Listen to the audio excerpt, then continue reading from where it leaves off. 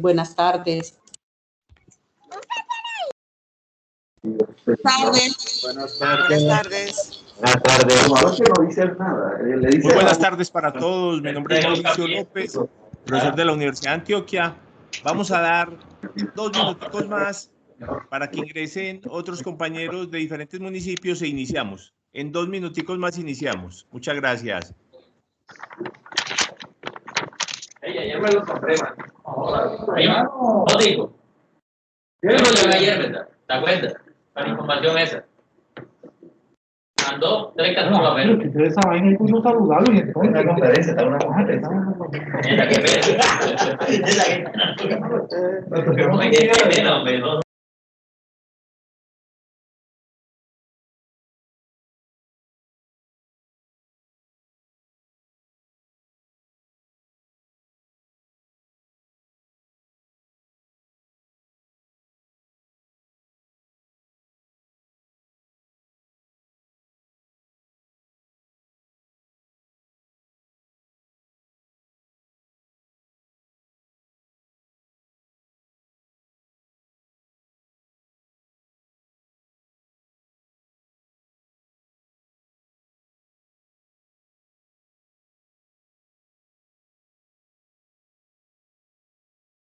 Estamos en la capacitación.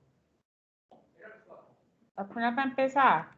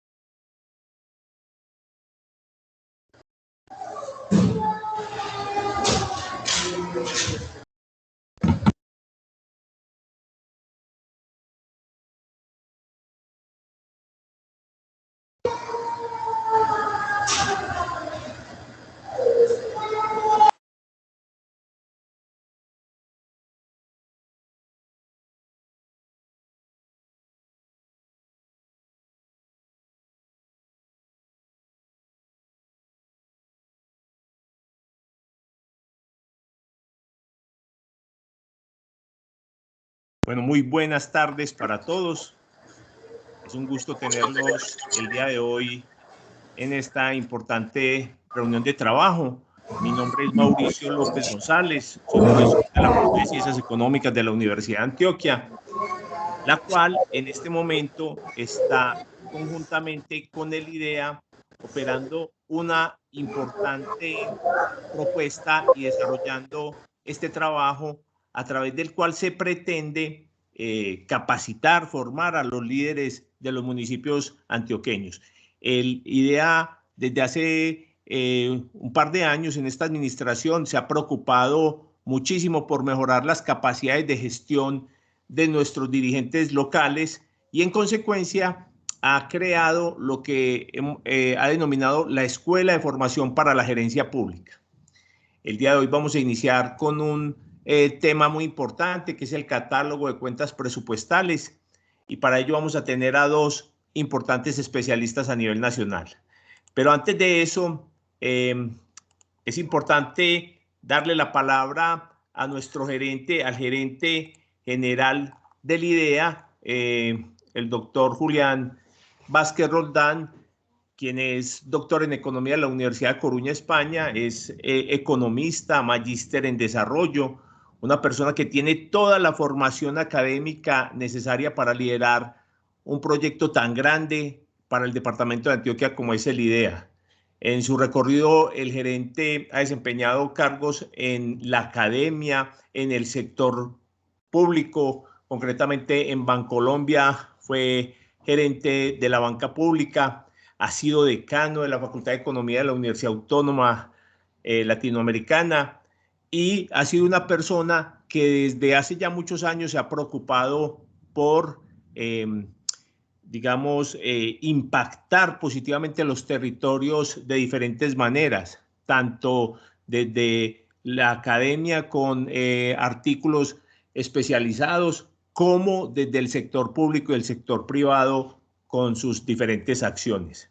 Sin lugar a dudas, es hoy por hoy el joven con mayor liderazgo en nuestro departamento, una persona con toda la proyección y el carisma necesarios para liderar un proceso como el que hoy necesita el IDEA y el cual respalda tanto la labor, la gestión de los municipios antioqueños. Entonces, sin más preámbulos, yo quisiera darle la bienvenida al gerente, el doctor Julián Vázquez, para que por favor nos abra con unas pequeñas palabras esta importante reunión y podamos compartir con nuestros funcionarios locales.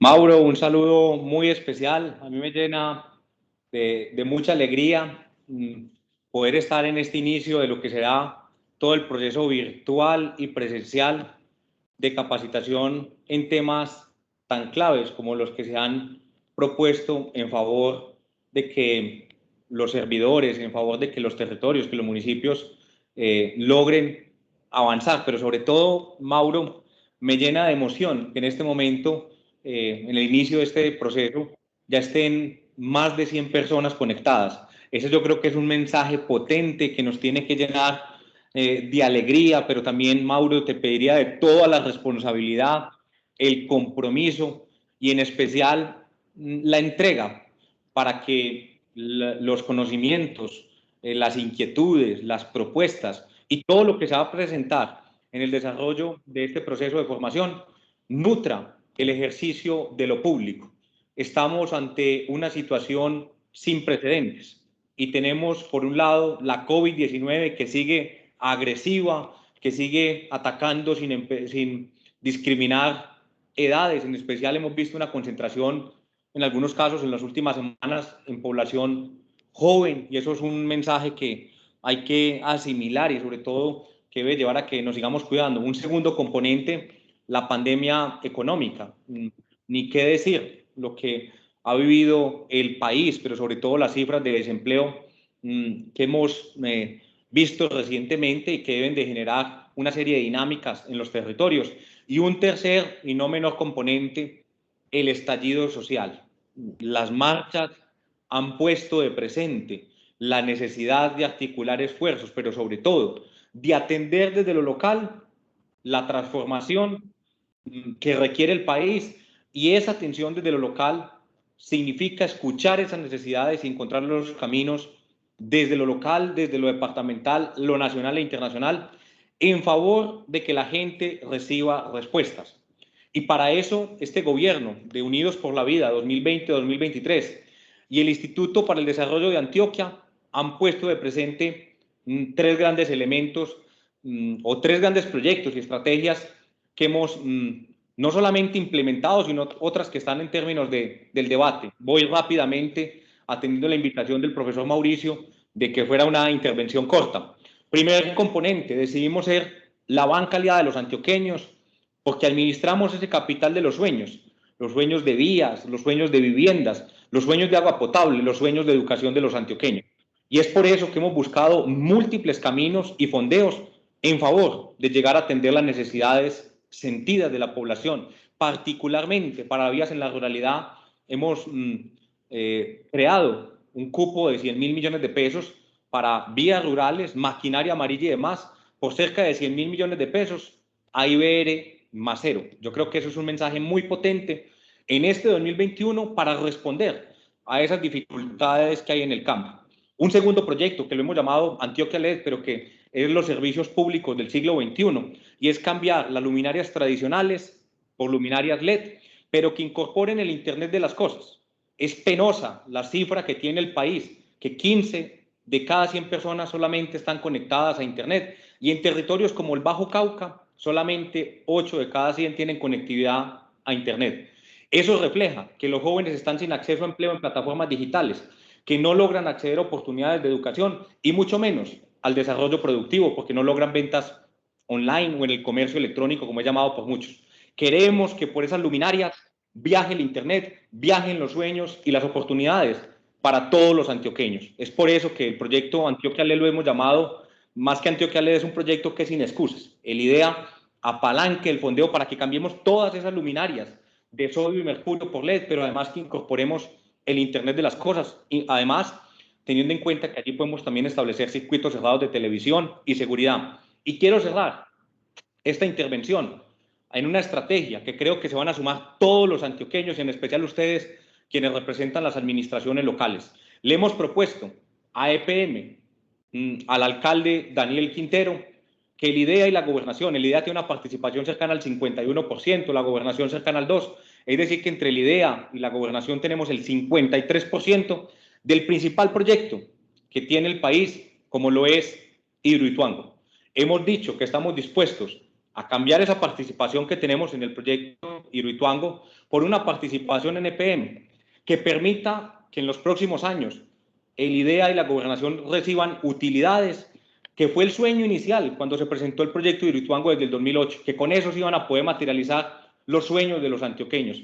Esos sueños han sido aplazados de la contingencia 2018 y hoy le decimos a EPM, permita que hagamos ese intercambio de la participación en Hidroituango y participemos en EPM con asiento en la Junta para compensar esos 52 municipios, pero en especial a los 125, en términos de que hoy esos 52 municipios sumados reciben cerca de 44.000 millones de pesos anuales, mientras Medellín recibe 1.4 billones. Creemos que es hora de que se cumpla y sobre todo se dé cuenta de las deudas históricas con los territorios, porque se deriva de ellos el líquido vital, que no solamente es el agua potable del Valle de Aburrá, sino también el vehículo para generar energía. Así pues, que la Gobernación de Antioquia, el Instituto para el Desarrollo de Antioquia, ha puesto una agenda de desarrollo donde creemos que todos tenemos cabida, pero sobre todo que permite atender las necesidades que ha generado el estallido social y que muchas de ellas ya habían sido identificadas en términos de la construcción del Plan de Desarrollo Unidos por la Vida 2020-2023. Cerrando esta introducción, no me queda más que desearles muchos éxitos en este proceso de formación y decirles que aquí vamos a estar, no solamente en el proceso de formación, sino de acompañamiento y sobre todo que ustedes son los socios del IDEA. El IDEA es el patrimonio de los antioqueños y entonces, en ese sentido, yo tengo 6,5 millones de jefes. Les pido entonces que articulemos esfuerzos, que los aunemos en favor de no renunciar a ese plan de desarrollo por el cual fueron elegidos, el programa de gobierno que se convirtió en plan de desarrollo por el cual fueron elegidos el 27 de octubre del 2019 los alcaldes, y que hoy, más que nunca, la población espera que se cumplan todas esas propuestas, todos esos sueños en favor de mejorar la calidad de vida. Muchos éxitos a todos y Dios les pague por abrirme este espacio para hacer esta introducción. Saludo especial y abrazo para todos virtual. Muchas gracias, gerente. Muchas gracias por sus palabras. Muy motivados todos para iniciar este proceso. Y muy alentador el panorama que usted nos presenta. En consecuencia, vamos a trabajar muy duro para responder a esos retos que usted nos plantea y poder hacer de este el mejor departamento del país. Antioquia siempre grande. Entonces, vamos ahora a continuar con el proceso. Hemos traído a 2 especialistas a nivel nacional en estos temas de gerencia pública. Nos acompañan hoy el doctor Andrés Felipe Urrea. Él es profesor de la Universidad de Antioquia, economista, magíster en economía y es consultor de la Dirección de Apoyo Fiscal del Ministerio de Hacienda Pública.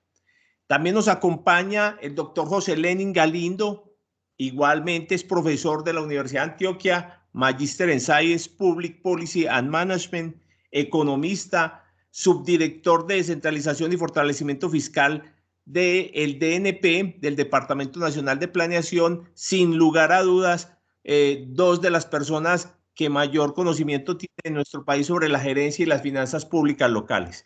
De modo tal que después de este panorama que nos presenta el gerente, pues no podríamos quedarnos cortos con los invitados y los profesores que vamos a traer para el desarrollo de esta importante sesión de trabajo. Entonces, sin más preámbulos, le doy la palabra a José Lenin. Bienvenido, como siempre, al Departamento de Antioquia y estamos impacientes por escucharte y atender todo lo que tienes para darnos el día de hoy. Muy buenas tardes a todos. Inicialmente un agradecimiento por la participación en este curso que vamos a tener de 24 horas frente a este tema de catálogos presupuestales para entidades territoriales. Inicialmente, pues quisiera hacer, digamos, extensivo una recomendación, y es que recordemos que adicional a estar vinculados a la docencia en la Universidad de Antioquia, pues hacemos parte de dos entidades que hacen parte o tienen un papel fundamental en este tema de los clasificadores, y por lo tanto en este tiempo estaremos actuando como docentes. Ya si es necesario puntualizar o tener una especificidad frente a situaciones particulares de sus respectivos municipios, pues ahí sí es necesario, digamos, realizar el trámite oficial ante las diferentes entidades, tanto Hacienda como NP, y obviamente nosotros ayudaremos a viabilizar esas inquietudes, pero obviamente en la medida de las posibilidades nosotros todas las preguntas, inquietudes, comentarios derivados de esta implementación, pues estamos en el papel de docentes, y estamos con el compromiso de que esto, digamos, las inquietudes que ustedes tienen, pues queden resueltas en este tiempo que vamos a durar con la capacitación. Lo vamos a trabajar de manera conjunta con Andrés Felipe, que es compañero y amigo mío de hace varios años y lleva también un tiempo de experiencia en el Ministerio de Hacienda. Él ya en un momento pues va a tener la oportunidad igualmente de presentarse. Lo estamos trabajando de manera conjunta porque es necesario cerrar una brecha que históricamente hemos tenido, y es que la planeación y la parte presupuestal a veces no van de la mano. Entonces, lo que uno observa es que cada uno va por su lado.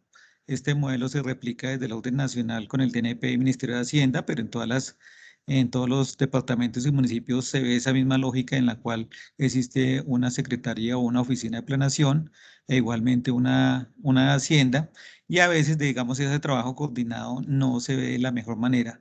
Por lo tanto, aquí nosotros vamos a trabajar de esta manera coordinada para que usted tengan una visión unificada de todo este proceso presupuestal que involucra el vínculo con el plan de desarrollo. Entonces, ahí vamos a estar vinculando planeación y presupuesto, esa lógica que nos debe llegar a lo que hemos venido manejando hace muchos años, que de pronto está mucho a nivel teórico, pero en la práctica no es tan fácil de identificar, que es presupuesto por resultados. Tenemos un presupuesto con las diferentes fuentes de financiación y tenemos unos resultados a nivel de productos y bienes y servicios públicos. Esa lógica pues viene del mismo sistema presupuestal cuando lo tenemos definido como una vinculación entre la hacienda y la planeación, que nace del mismo programa de gobierno en el cual en Colombia tenemos ese voto programático, que es por programas, y a su vez después se va a depender en bienes y servicios. Se materializa cuando es elegido ese candidato de elección popular a una administración territorial. Lo manifiesta ese programa de gobierno en su plan de desarrollo, e inicialmente pues ahí viene un vínculo con el plan financiero y con el marco fiscal de mediano plazo, porque obviamente uno no tiene que ser, pues uno tiene derecho a soñar, obviamente, pero siempre ajustado a unas fuentes de financiación que permitan realmente cumplir con ese plan de desarrollo y pues digamos realmente transmitir bienes y servicios a la comunidad. Cuando se viene esa interrelación con el plan de desarrollo, pues debo dar un vínculo a nivel de planeación con el plan operativo anual de inversiones, y ese plan operativo anual de inversiones igualmente se vincula con el presupuesto. Ahí tenemos el presupuesto ordinario de las fuentes ordinarias recurrentes que tenemos, y tenemos el sistema general de regalías como fuentes principales de más fuentes, y obviamente eso sea una lógica en la cual se da una interacción con otros elementos como plan indicativo, planes de acción, plan financiero, el PAC, etcétera. Y lo importante de todos estos elementos es que estén articulados, o sea, porque a veces en algunas situaciones se presentan temas en los cuales cada uno va por su lado y tenemos todos los instrumentos, pero en la práctica eso no se materializa con una debida articulación, y es cuando a veces los reportes que tenemos que hacer a diferentes entidades, organismos de control, entidades del orden nacional, del nivel departamental, etcétera, pues se presencia o se genera algunas dificultades en esos reportes.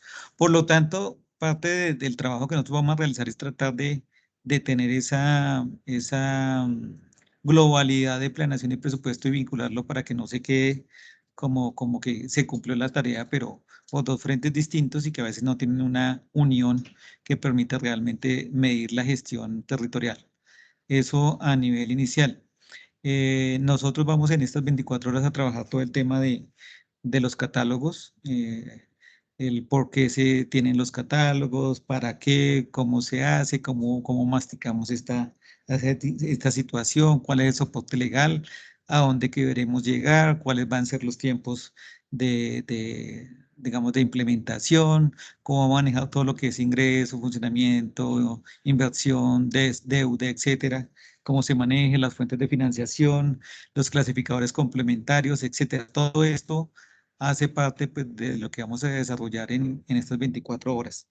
Ya como para terminar, como aviso clasificado, quería comentar que no se les olvide que mañana vence el primer corte de reporte de plan de desarrollo bajo la plataforma de KIT territorial. Entonces, el CIE, como lo conocemos, el que ustedes reportan la información de plan de desarrollo, mañana es el primer corte, entonces tengan eso en mente porque ya nos vamos a dar más adelante cuenta de cómo este tema de el reflejo de las metas de producto que tienen ustedes derivados del plan de desarrollo, cómo va a empezar a cruzar con los catálogos presupuestales. Entonces es una primera parte de un trabajo que tenemos ardua homologación en parte de este año y es también el objeto por el cual estamos aquí vinculados.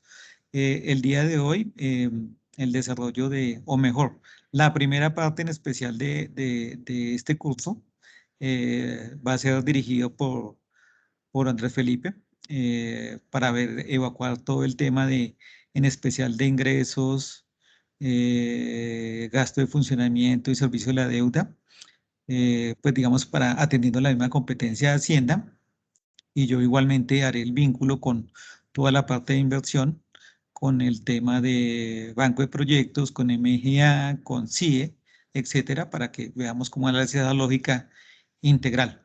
Entonces, nuevamente, muchas gracias por la invitación, por estar aquí. Y por favor, Andrés Felipe, entonces, para que continúes. Gracias.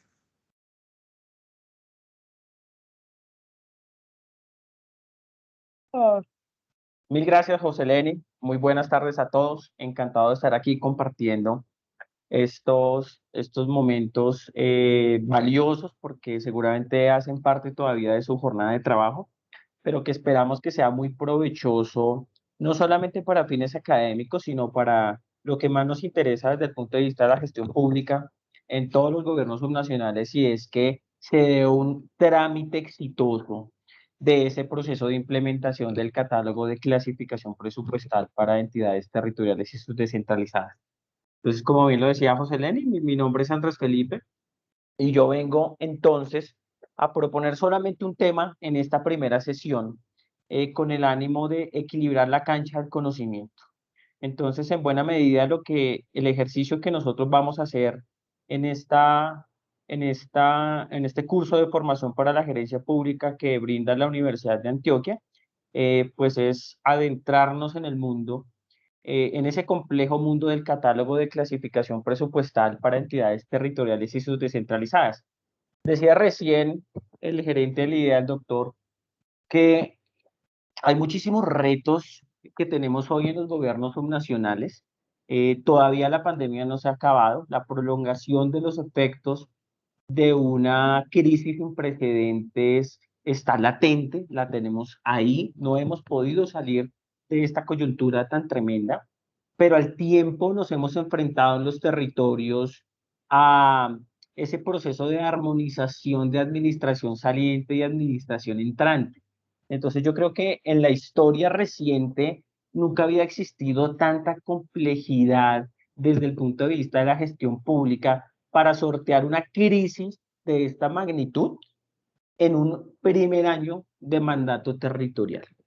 Y buena parte de este tipo de formaciones lo que nos permiten es robustecer esos conocimientos de manera permanente. Para algunos, sencillamente se trata de perfeccionar un conocimiento altamente especializado con el que ya cuentan, porque seguramente llevan muchos años en la Secretaría de Hacienda de sus municipios. para otros puede ser un tema absolutamente nuevo, porque son funcionarios que ganaron un concurso o porque son contratistas recientemente vinculados a las administraciones territoriales, ¿cierto? Pero en general para todos, y la propuesta que estamos haciendo desde la Universidad de Antioquia, es que esto no se convierta en la charla teórica de esto es así y ustedes verán qué hacen, sino que vamos a dar unos tips muy importantes para que les permita fortalecer el conocimiento y poder hacer la tarea. Entonces arrancaría por decirles que esa tarea, si algunos de ustedes la aplazaron por decisiones de conveniencia, porque no se sentían preparados o porque sencillamente legalmente estábamos en un año de transición, 2021 es un año en donde podíamos tener toda la posibilidad de continuar con nuestro catálogo que veníamos usando en el pasado, pues 2022 ya es el año en donde definitivamente debemos implementar el catálogo de clasificación presupuestal. Y eso significa, estimados todos, que tengo que meterme en este mundo, si es que no me he metido ya, perdón, del catálogo de clasificación presupuestal desde ya. ¿Y por qué desde ya? Porque para poder garantizar la implementación plena del catálogo de clasificación presupuestal para entidades territoriales y sus descentralizadas, pues debo empezar a elaborar mi presupuesto 2022. Seguramente ustedes arrancarán los próximos meses, o si no, será imposible dar cumplimiento a esos mandatos legales. Entonces, la idea de la sesión de hoy, que es una sesión muy corta, pues por todo este protocolo de bienvenida, entre otros, es vamos a equilibrar la cancha para que todos los que estamos aquí presentes, por más expertos o nuevos en el tema, entendamos cuáles son los fundamentos asociados a ese catálogo. Y yo siempre hago la invitación a pensar cuál es el propósito de las cosas. Yo creo que difícilmente en la cabeza de algunos de ustedes cabe que esa necesidad de implementación del catálogo surge sencillamente porque es un capricho del gobierno y de la Contraloría. Entonces, imagínense si suponemos que es un capricho. Hombre, pues qué ceguera el capricho del gobierno y la Contraloría, que en un año de doble reto, pandemia y ciclo político presupuestal por la administración entrante, nos metan un proceso de transformación institucional como lo exige el catálogo. Eso a nadie le cabe en la cabeza. Entonces, detrás de esto hay unos propósitos que no son unos propósitos de corto plazo, que no es una cosa que surgió el día de ayer, que es una política, si se quiere, desde el punto de vista de la administración pública, desde la administración financiera pública, que se ha venido cosechando de muchos años atrás y que hasta ahora se ha empezado a materializar. Y eso nos da varios mensajes. Eso nos enseña primero que estamos en el terreno de la innovación y digamos que el departamento de Antioquia, pues si se caracteriza por algo, por lo menos para alguien del interior como yo, es que Antioquia es el departamento de la innovación. Y la innovación implica unos riesgos, pero la innovación también implica equivocarse. Y en este proceso, antes de arrancar formalmente con la presentación, yo hago una invitación a equivocarnos, a no asustarnos con lo nuevo. De hecho, el gobierno también se ha venido equivocando, la misma Contraloría, entre todos, entidades territoriales, Gobierno Nacional Central, Contraloría General de la República, academia, otros actores interesados y en general la ciudadanía en ese proceso de rendición de cuentas, es el actor en masa llamado a perfeccionar este proceso. Entonces estamos en el terreno de la innovación y precisamente esta charla que vamos a hacer aquí, en lo que nos queda de sesión, que es solamente 1 hora y 20 minutos, es indagar precisamente sobre los fundamentos del catálogo de clasificación presupuestal. Entonces, para los que están absolutamente nuevos en este tema, esto es una obligatoriedad y ya vamos a dar una pequeña introducción al marco normativo, pero yo no los voy a aburrir, yo quiero sencillamente concentrarme en responderles hoy 3 preguntas. Y 3 preguntas que quizás algunos de ustedes han respondido, que algunos nunca lo han pensado y que seguramente también en los ejercicios de capacitación que brinda pues las entidades competentes como lo son Contraloría y Ministerio, pues nunca se los habían precisado. Entonces yo creo que lo primero para entrar en el terreno de lo nuevo es responder 3 preguntas. ¿cierto? Entonces casi que estamos, si veníamos a 100 kilómetros por hora, la invitación que yo hago en esta sesión es bajémosle un poquito el ritmo, vamos a frenar, vamos a desacelerar y entre todos vamos a enrutarnos en ese camino a una efectiva implementación del catálogo de clasificación presupuestal.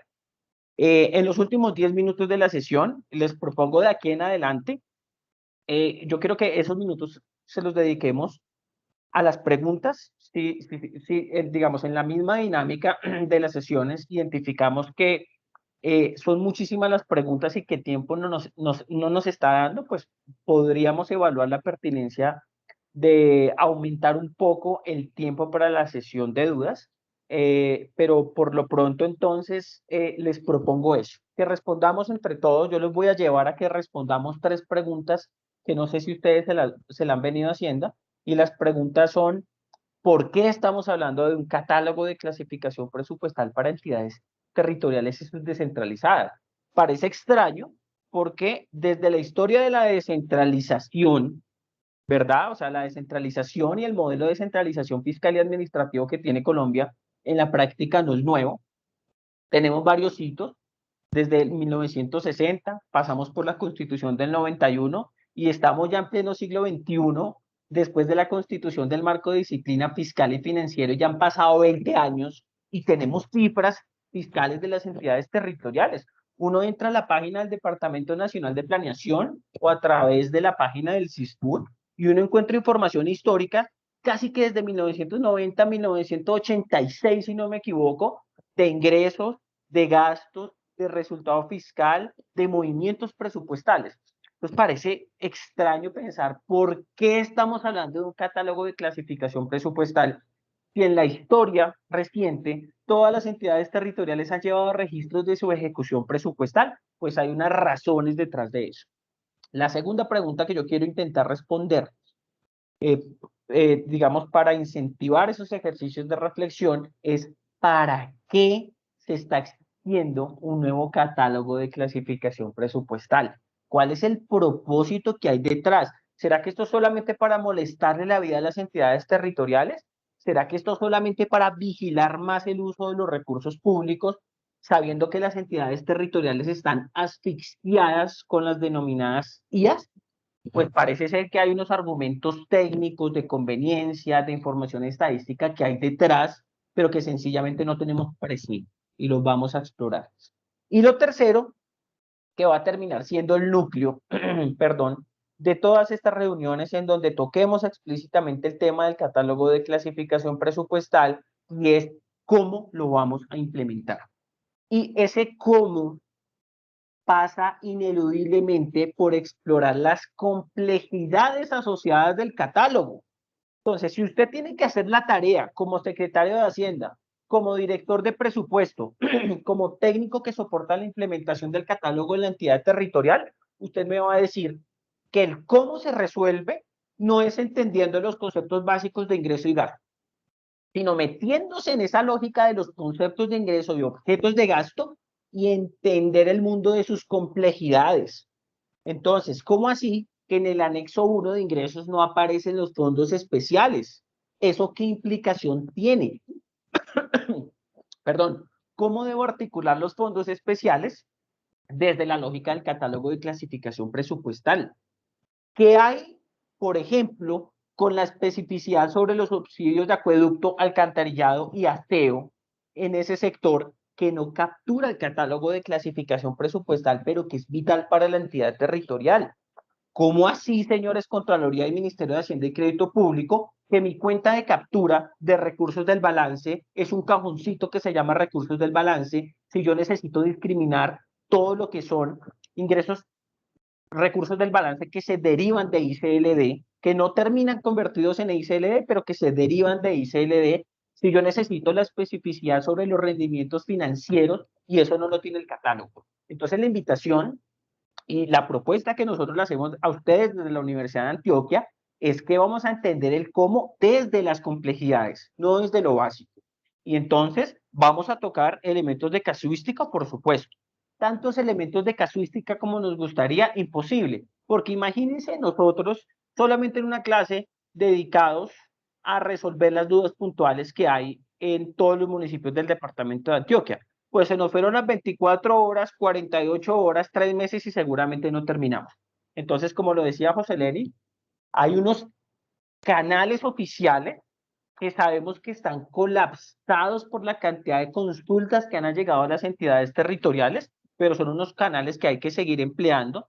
Pero en la medida en que nosotros avancemos en el mundo de las complejidades, de verdad que yo me propongo, y seguramente José Lenín también, disipar muchas de las dudas que se han presentado y mostrando muchos extremos. El extremo del que mejor lo ha venido haciendo en el país, después les cuento quién creo que es, desde el extremo de los peores ejercicios que se han realizado en Colombia sobre la implementación del catálogo, que incluso, y no es un chiste, y no estoy exagerando, ha implicado la demanda de presupuestos de algunos municipios por parte de su gobernación. Entonces yo sencillamente quiero invitarlos a que aprovechemos estas sesiones de capacitación para facilitarle la tarea a la que usted se está enfrentando, para que sea más cómodo este proceso de modernización institucional tan complejo como lo es el catálogo, pero sobre todo para que cada avance que usted realice en su entidad territorial sobre la implementación del catálogo sea un avance que esté perfectamente alineado con la norma orgánica de presupuesto. Queremos ahorrarles dolores de cabeza. Bien, entonces arranquemos por la primera pregunta, y la pregunta principal es ¿por qué el catálogo de clasificación presupuestal? Entonces, la respuesta a el por qué definitivamente es muy sencilla, y la respuesta sencilla que doy, pues la voy a dar de la manera más cruda. ¿Por qué debemos implementar el catálogo de clasificación presupuestal? Porque nos toca, porque estamos obligados a hacerlo. Hay unas disposiciones legales que surgen de unos análisis técnicos, de unos avances en unas mesas de trabajo por muchos años de muchas entidades, incluso algunas entidades subnacionales, que llevaron a replantear la política de captura de datos y de gestión de los presupuestos. Entonces, hay unos fundamentos legales que obligan a las entidades territoriales, perdón, que obligan a las entidades territoriales a adoptar, a implementar, a emplear el catálogo de clasificación presupuestal. Y esta es una tarea desde el punto de vista de la cobertura institucional que le toca hacer a quién o a quiénes. Entonces, para eso, esta no es la sesión sobre aspectos normativos. Después vamos a hablar de todas las resoluciones que han salido para que ustedes estén muy actualizados. El que diga, uy, yo no sabía que salía esa resolución, acá la vamos a encontrar actualizada hasta el día de la sesión. Pero de momento, como estamos solamente en una clase de fundamentos del catálogo, para equilibrar la cancha del conocimiento, para que todos estemos hablando del mismo lenguaje, solamente traigo de momento a colación dos aspectos normativos fundamentales. El primero, decreto 1068 de 2015, seguramente ustedes lo conocen, sobre todo los que manejan muchos temas de operaciones de crédito público, el decreto único reglamentario del sector Hacienda. El decreto único reglamentario del sector Hacienda estableció en 2015, bueno, no, perdón, años posteriores, pero el decreto es de 2015, el sistema de clasificación presupuestal para el gobierno nacional central. Es decir, la nación, al igual que las entidades territoriales, identificó bajo unos argumentos técnicos que la forma en que se estaban llevando los registros presupuestales no era ideal de hacerlo. Bien, entonces, a través del decreto único reglamentario del sector Hacienda, se establece el denominado sistema de clasificación presupuestal obligatorio para la nación, y de ahí surge el denominado catálogo de clasificación presupuestal, por sus siglas, el CCP. El CCP. Este no es el clasificador central de productos del DANE, no. Las siglas CCP es el catálogo de clasificación presupuestal, que es la génesis de todo este proceso de modernización institucional que surge para el presupuesto general de la nación. Entonces, fíjese que la primera cobertura institucional del catálogo de clasificación presupuestal es todo el presupuesto general de la nación. presidencia, ministerios y demás entidades que conforman el presupuesto general de la nación. Y la nación en su momento se dio cuenta que este tipo de unificación del lenguaje, como ya lo vamos a precisar, era bastante útil. Pero buena parte de las utilidades de este proceso de modernización se veían minadas porque el lenguaje de presupuesto de los gobiernos subnacionales, que son muy importantes, era distinto. Entonces aquí había un problema que algunos lo asemejan a esa historia de la Torre de Babel, o sea, es un problema en donde nadie se entiende con nadie. Y de ahí, entre otros argumentos técnicos que más adelante voy a entrar a precisar, pues aparece el denominado decreto 412 de 2018, ¿verdad? Que expide el Ministerio de Hacienda y Crédito Público, que modifica el decreto único reglamentario del sector Hacienda y que establece que el Ministerio de Hacienda y Crédito Público expedirá y actualizará lo que nos convoca en esta primera parte del ciclo de formación: el catálogo de clasificación presupuestal para entidades territoriales y sus descentralizadas. Y esa es la denominada sigla CCP. No he hablado todavía de la sigla CICP, después la vamos a ver. Pero entonces, de momento, siempre que empleemos la sigla CCP, nos estamos refiriendo al catálogo de clasificación presupuestal que uno, expide el Ministerio de Hacienda y Crédito Público, ¿verdad? Y dos, que lo más importante, aplica para quiénes, cuál es la cobertura institucional de ese catálogo, para todos los departamentos, para todos los municipios y para todo el sector descentralizado subnacional, EDS, entidades descentralizadas subnacionales. Eso quiere decir, por si no están algunos enterados, algunos son nuevos en este tema, que no basta con que la gobernación, con que el municipio implemente el catálogo de clasificación presupuestal. También tiene que hacerlo todos sus establecimientos públicos, sus unidades administrativas especiales, sus empresas industriales y comerciales del Estado, las sociedades de economía mixta, porque en la práctica el sector descentralizado no solamente se rige por decreto 111, sino también por decreto 115, y estamos hablando de todas las entidades públicas del país. Entonces algunos de ustedes dirán, uy, hombre, yo de verdad que he estado muy juicioso, yo he estado revisando, estudiando, yo ya he venido implementando el catálogo de clasificación presupuestal, pero no tengo ni idea si ese tipo de disposición legal la está realizando mi sector descentralizado. Y yo le pregunto, ¿quién es el propietario de ese sector descentralizado? La entidad territorial, la entidad territorial. Y fíjense que recientemente en el plan de desarrollo hay un articulito que obliga a las entidades territoriales a realizarle un seguimiento fiscal a todo su sector descentralizado, porque lo que nos estamos dando cuenta, algunos de los técnicos en materia fiscal en el país, es que las entidades territoriales son sólidas. Desde el punto de vista financiero, los gobiernos subnacionales a nivel macro, pues departamentos y municipios son una belleza, tienen unos libros financieros que son bastante llamativos, que son bastante sanos. Pero cuando revisamos cuáles son las fuentes de riesgo fiscal a las entidades territoriales, la mayoría hoy emana de su sector descentralizado. Y le voy a poner dos ejemplos, un ejemplo viejo y un ejemplo nuevo. El ejemplo viejo, licoreras. Las licoreras han sido un dolor de cabeza para muchas gobernaciones, generan pérdidas, no son competitivas, terminan en problemas. Y un ejemplo nuevo, para las principales ciudades del país, los sistemas integrados de transporte masivo.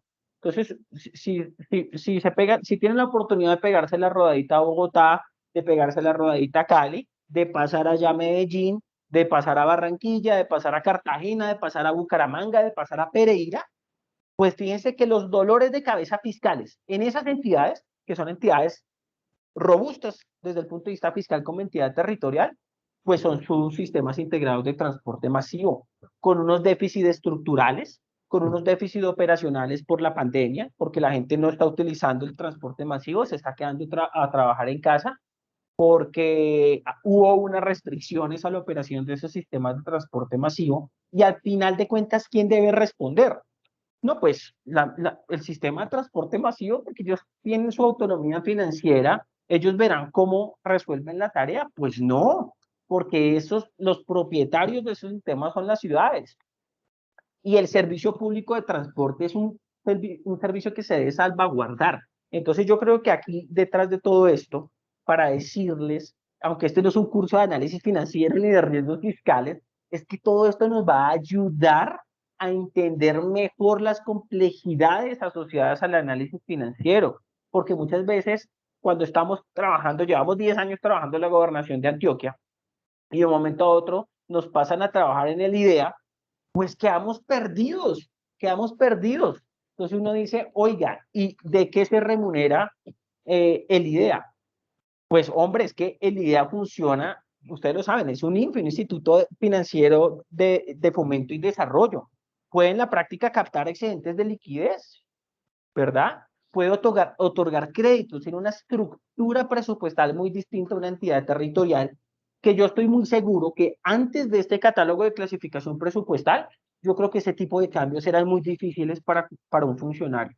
Pero desde la aparición de este catálogo de clasificación presupuestal, como vamos a unificar el lenguaje, este tipo de cosas va a ser más sencilla para comprendernos entre todos, y eso profesionalmente tiene unos beneficios que son interesantes. O sea, el día de mañana, si usted sabe el catálogo de clasificación presupuestal, ya lo vamos a ver, pues usted va a utilizar el mismo lenguaje que su sector descentralizado.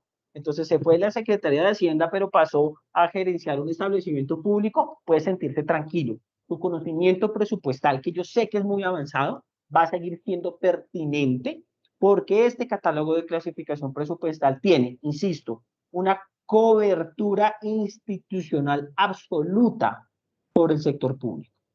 Y no solamente se queda en el sector público. ¿Por qué razón? Y me voy a salir un poco con una nota al pie en esta diapositiva, porque ahí aparece la denominada sigla, el CICP, el Catálogo Integrado de Clasificación Presupuestal. Y ese básicamente es un catálogo que expide la Contraloría, en donde un subconjunto de este catálogo es el CCPET. O sea, el CCPET es un hijo del CICP, el que aplica para entidades territoriales y para descentralizadas. Entonces, ¿cuáles son los hijos del CICP? Pues el CCPET, el CCP que aplica para la nación, y yo me atrevería a decir que un tercer estadio que tiene que ver con la clasificación presupuestal unificada para aquellos particulares que administran recursos públicos. Entonces, eso va más allá del denominado sector público desde la perspectiva de la cobertura institucional. Entonces, todo esto para decirles que ustedes, ¿por qué estamos implementando? ¿Por qué estamos hablando? ¿Por qué estamos estudiando sobre el catálogo de clasificación presupuestal? Porque estamos obligados como sector público a hacerlo. Hay un mandato legal desde el Ministerio de Hacienda y Crédito Público y desde la Contraloría General de la República. ¿Listo? Pero obviamente yo no quiero que quede la sensación en esta sesión es que hacemos las cosas porque nos toca y porque nos da miedo las sanciones que puede impartir, por ejemplo, la Contraloría. Yo quiero ir un poquito más allá y quiero devolverme en esos conocimientos que muchos de ustedes ya han adquirido para pensar el para qué lo estamos haciendo, cuáles son los propósitos, cuáles son las utilidades que hay detrás. ¿Listo? Pero entonces, antes de eso, dos aspectos sobre la vigencia del catálogo de clasificación presupuestal. Perdónenme un poco extenderme en materia normativa, pero es fundamental de cara a la tarea que ustedes están realizando. Entonces, solamente les voy a mencionar de momento. La próxima sesión les prometo que sí les menciono todas las resoluciones. Les voy a mencionar dos resoluciones. La primera resolución, la resolución 3832 de 2019, que expidió el Ministerio de Hacienda y Crédito Público. Bien, se me olvidó acá ponerle Ministerio de Hacienda y Crédito Público. Entonces, ¿qué nos dice el artículo 5 sobre la vigencia del catálogo de clasificación presupuestal? Ustedes seguramente ya lo han leído, para los que no se los voy a leer. Dice, la presente resolución rige a partir de la fecha de su publicación, 2019. Las entidades territoriales y sus descentralizadas programarán y ejecutarán el presupuesto 2020 con el clasificador que estén utilizando en la actualidad. para la programación y ejecución del presupuesto 2021 y siguientes aplicarán únicamente el CCP. ¿Listo? ¿Eso qué significó? Eso significó que, primero, el catálogo de clasificación presupuestal no es un tema nuevo. Es un tema que se viene cosechando desde 2019. Y en 2019 se generó la obligatoriedad para que durante la vigencia 2019, para materializarlo en el presupuesto 2020, no fuera necesario aún implementar el catálogo de clasificación presupuestal. Entonces le estaba diciendo, mire, esta es la resolución, hay una cosa nueva que se llama el catálogo de clasificación presupuestal, quédese tranquilo, estamos en 2019, en 2020 usted no deberá implementarlo, deberá implementarlo para 2021. ¿Listo? ¿Pero qué terminó pasando en 2021? Pues llegó la pandemia. Llega la pandemia y la pandemia, yo creo que ya nos hemos venido adaptando bien, sobre todo en el sector público. Seguramente muchos de ustedes seguirán trabajando de manera virtual. Otros ya han venido retomando a sus oficinas. Pero al final, para este tipo de implementación de un aspecto tan complejo como es un cambio de chip en la lógica del lenguaje presupuestal, yo creo que el gobierno estaba preparado para sustituir las capacitaciones presenciales masivas en territorio por las capacitaciones virtuales.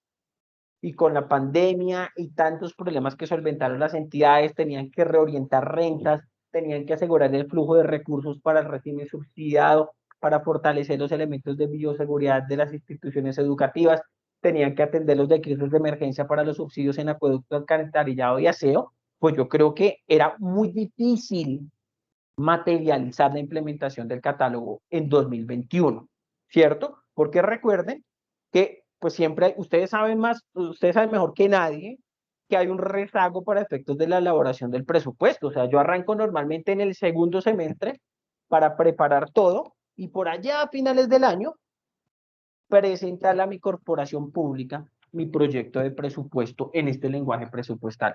Lastimosamente eso no se pudo hacer. Fueron constantes, fueron reiterativos los reclamos de la Federación de Departamentos, de la Asociación de Ciudades Capitales, de la Federación de Municipios, diciendo, miren, señores Gobierno Nacional, señora Contraloría General de la República, es imposible implementar el catálogo, aplacen la implementación del catálogo porque estamos en una situación crítica.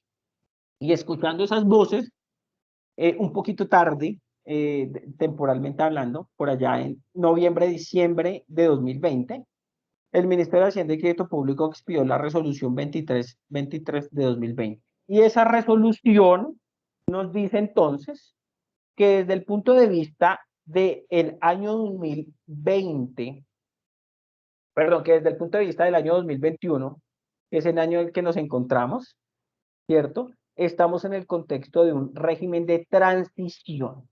Eso significa que en 2021 algunas entidades territoriales, si es que avanzaron, implementaron el catálogo de clasificación presupuestal y lo mismo descentralizadas. Pero otras, y no lo lograron, podían seguir con el clasificador que estaban utilizando en 2020.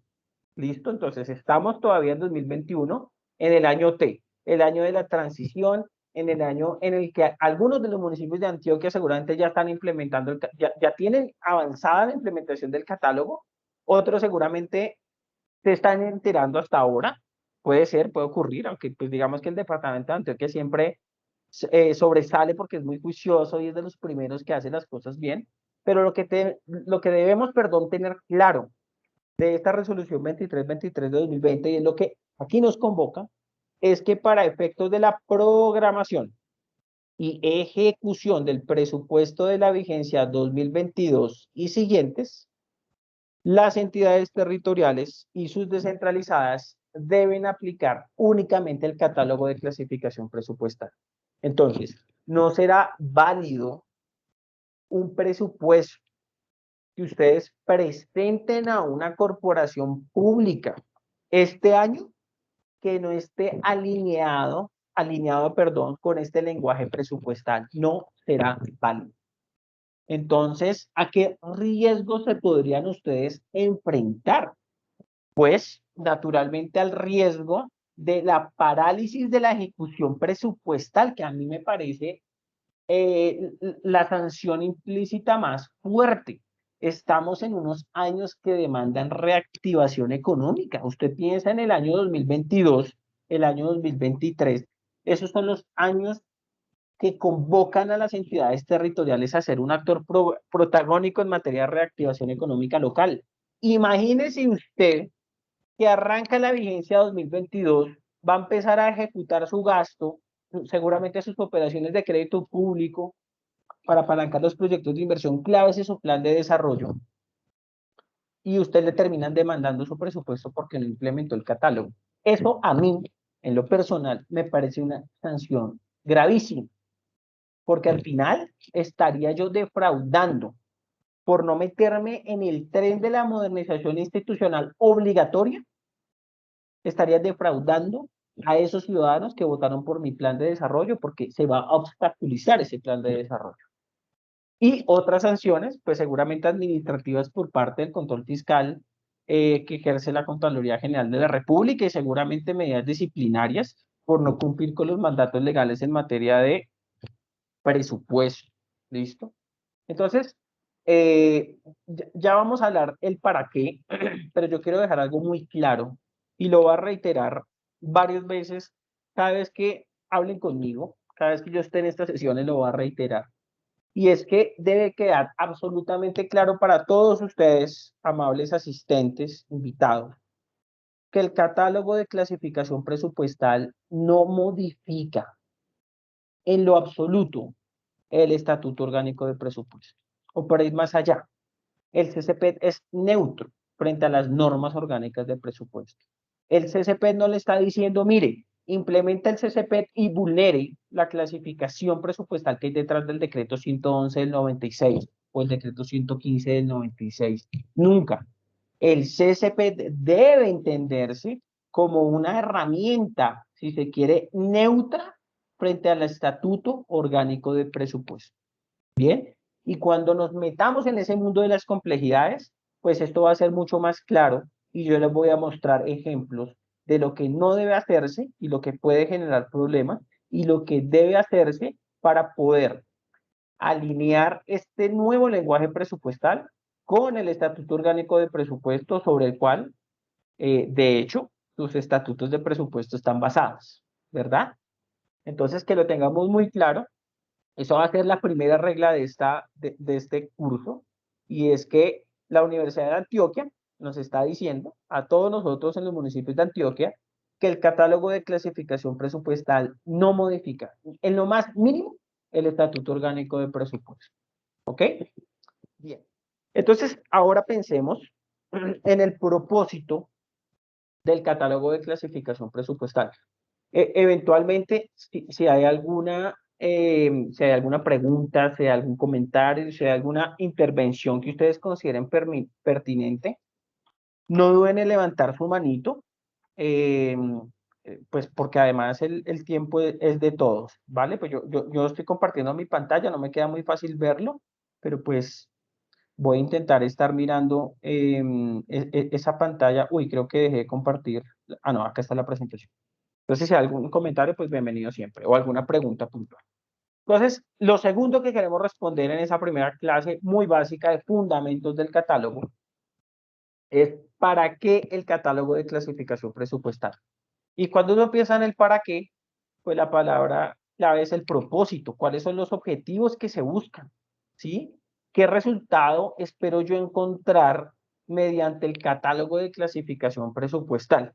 Y todo eso se los voy a resumir en una sola diapositiva, pero voy a intentar contarles muchos aspectos que hay detrás de este propósito del catálogo de clasificación presupuestal. Entonces, la misma diapositiva nos dice cuál es ese propósito principal. El catálogo de clasificación presupuestal surge como un instrumento para poder unificar el lenguaje de presupuesto. Bueno, yo llevo ya más de 13 años en el Ministerio de Hacienda y Crédito Público. Me he reunido con varias entidades territoriales y muchas veces en esas reuniones yo he presenciado discusiones eternas sencillamente porque cada entidad territorial o cada actor de la reunión interpreta algo de una manera diferente, ¿cierto?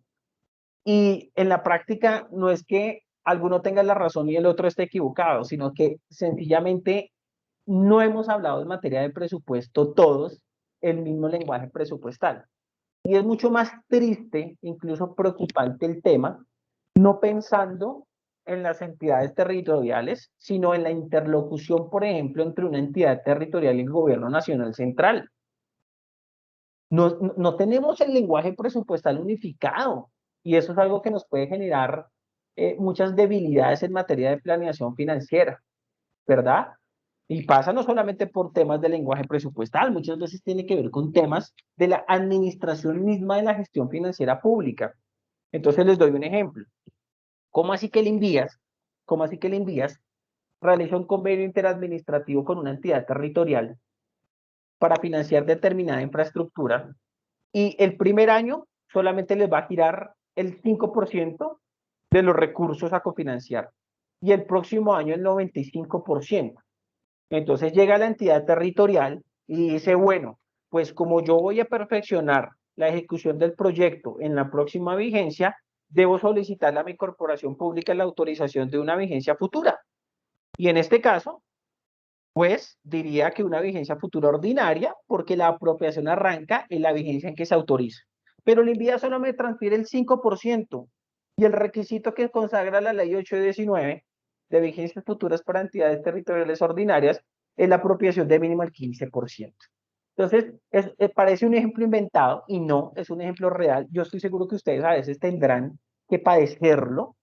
Y acá la solución no es una solución que admita el presupuesto porque la norma orgánica no se puede alterar.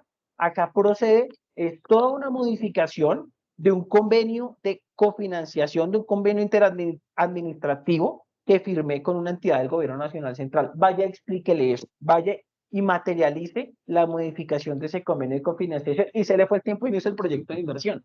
Entonces esto termina siendo lamentable. Entonces, digo yo que uno de los principales propósitos de este catálogo de clasificación presupuestal es de verdad que todos hablemos el mismo lenguaje presupuestal. Y entonces pongámosle nombre a esto, ese es el inglés del presupuesto, ¿cierto? Entonces acá el profesor Mauricio cuando está en la Universidad de Antioquia y en la Universidad de Antioquia pues van a escribir un artículo científico, entonces van a las bases de datos, consultan unos papers así, lo más avanzado en materia de economía y ahí está, en inglés. ¿Sí? Porque es un lenguaje, si se quiere, universal. Bueno, otros me dirán, no, pero es más como por el lado del mandarín. Bueno, supongamos que es el inglés, el lenguaje masivo en el mundo, pues este catálogo de clasificación presupuestal va a ser entonces el inglés del presupuesto. Nos vamos a entender con la nación, nos vamos a entender con las entidades territoriales, nos vamos a entender con las entidades descentralizadas de la nación, nos vamos a entender con nuestras entidades descentralizadas. Y eso es bastante potente. El lenguaje es un instrumento excesivamente potente para articular a los actores. Entonces veamos ese propósito que a mí me parece que no es un propósito menor. Pero no se queda ahí.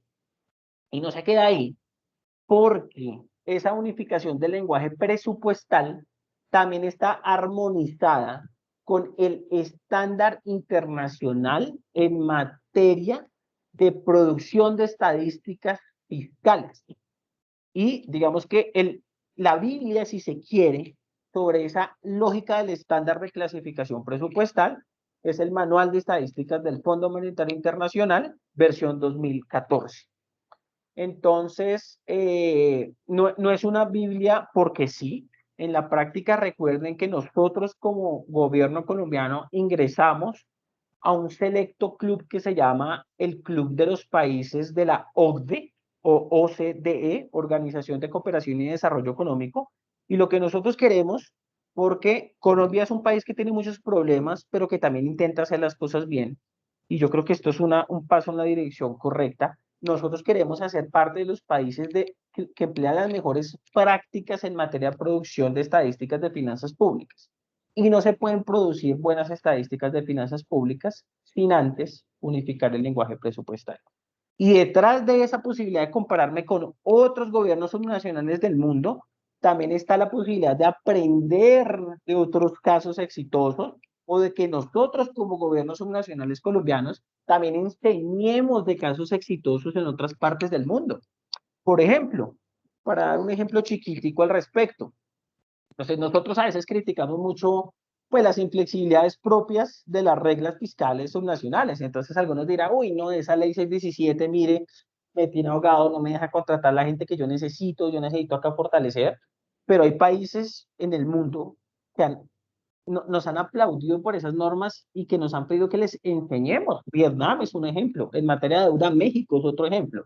Entonces decirles que Colombia es un país muy rico, es muy diverso, que es muy bueno entendernos entre todos, pero que también hay que tener los ojos puestos un poquito más allá, porque seguramente hay otros que estén haciendo muy bien las cosas y nosotros podamos aprender, ¿cierto? Como actores claves en materia pública y de desarrollo territorial, y seguramente otros también pueden aprender de nosotros.